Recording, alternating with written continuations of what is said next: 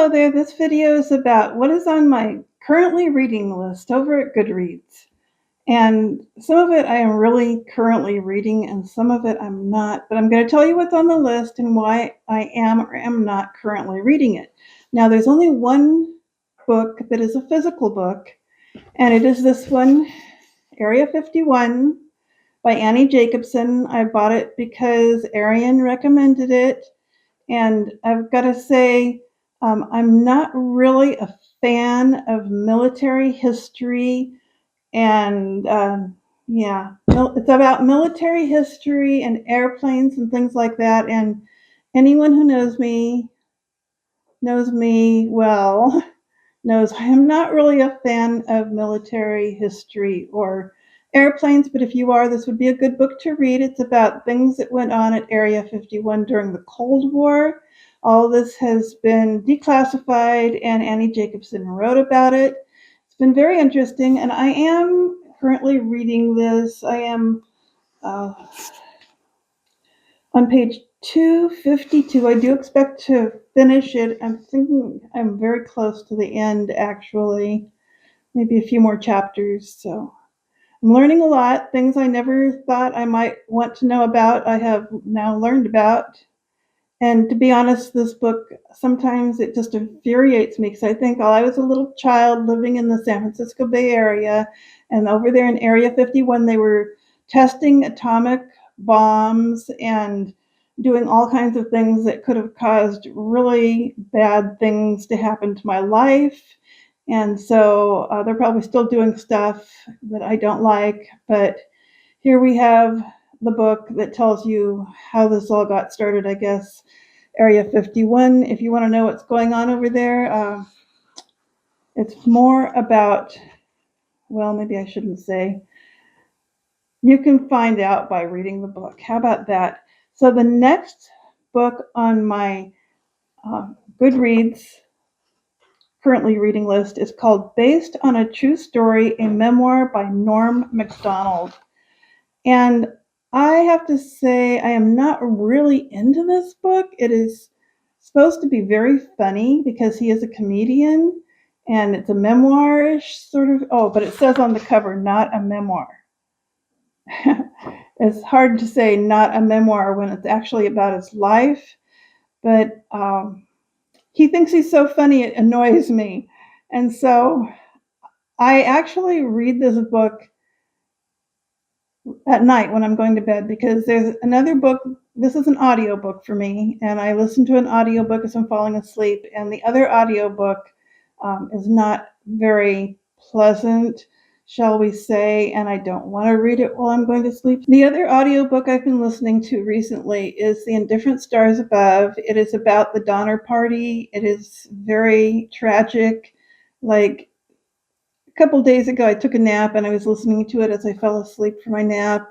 And when I woke up, it was talking about how they were trying to get up into the Sierra Nevada mountains, and there was snow. And oh, I mean, I know what's happening. I know what's going to happen in this story. So I know it's stuff I'm not going to want to hear about. And I've been putting off reading this book for a long time. I've known about it for a long time, but I didn't want to read it because I know the story and I've been to the place. We went to the Donner, I guess it's a state park, and it is the area where this incident actually happened. And my son and my daughter, they were young at the time, I would say less than 10 years old. And my son liked to climb on everything. So we were walking down a pathway, and there was a big rock, and my son climbed up on this rock, and I was starting to read the brochure because the kids seemed, pretty content for a few minutes just to play around in this area. And I read the brochure, and I realized that rock was actually one of the rocks. Well, that rock was actually the side of one of the cabins. They had used it for a cabin. Where we were standing at that moment was where one of the cabins had been, and my son was climbing on the rock that was a wall of the cabin.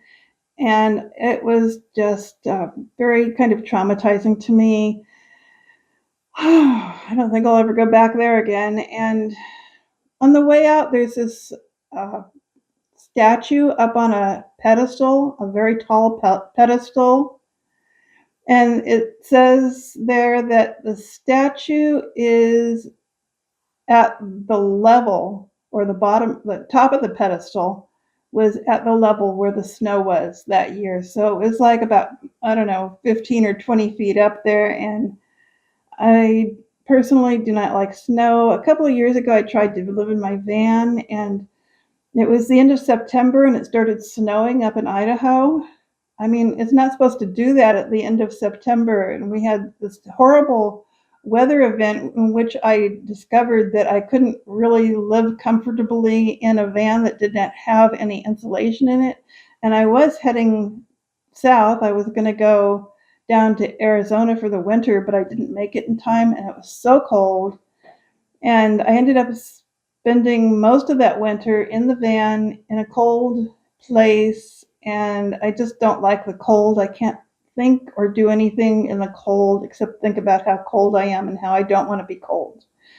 So, anyhow, the whole Donner Party thing, I mean, I've known about it all my life.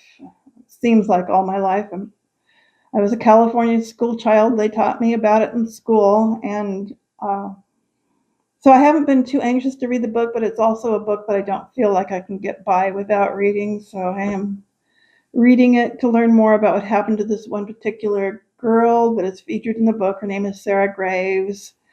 And so that is on my currently reading list now, at least it should be. It wasn't when I printed this. So the reason it wasn't was because I had this other book on this list called A Land So Strange, The Epic Journey of Cabeza de Vaca. And that was fascinating. I just finished reading it like day before yesterday. And Cabeza de Vaca came to North America in 1528. He was with a group of 300 men who marched into Florida thinking they were going to find cities of gold. And they didn't find cities of gold, but they found hostile natives, and a lot of his people got killed or they starved to death. It was a really bad situation. So they went back down to the Gulf of Mexico and tried to find the ships that they came in on, but the ships had sailed away without them. So then they made rafts and they were rafting in the Gulf of Mexico. And I just think it's a terrible, terrible thing that happened to them, but so fascinating. I really recommend this book, A Land So Strange, The Epic Journey of Cabeza de Vaca. Just realize that the first few chapters are history about the things that happened before Cabeza de Vaca was introduced in the story. You have to find out, why there were explorers and what places they had already explored in the Caribbean area. And you hear all about Cortez, and he was apparently not a nice guy.